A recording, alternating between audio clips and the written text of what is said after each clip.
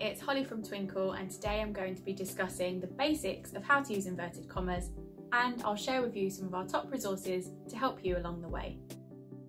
Sometimes inverted commas are called speech marks or quotation marks, but don't let this throw you off, they're still the same piece of punctuation. When introducing inverted commas or speech marks to your class or child, it might be best to start with a speech bubble first, and then use the speech bubble and turn it into direct speech. For example, in this speech bubble, the girl is asking the boy, "What is your name?" So we start by taking the words she says, "What is your name?" and write them out. And of course, put a question mark at the end. Then use inverted commas to hug the words that are spoken. Notice that the punctuation, in this case a question mark, is inside the inverted commas. Then we need the reporting clause to tell us who is speaking.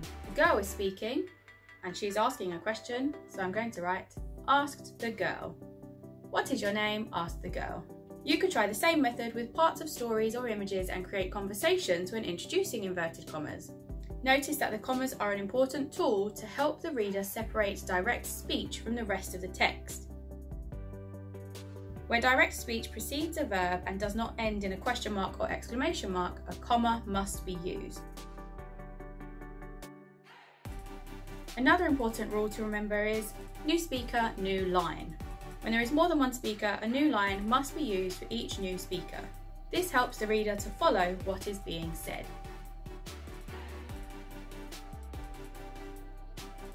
Finally, children in Key Stage 2 are encouraged to use alternatives for said to make their writing more interesting for the reader. Why not print out this "to replace said" word map to help your child with their reporting clauses?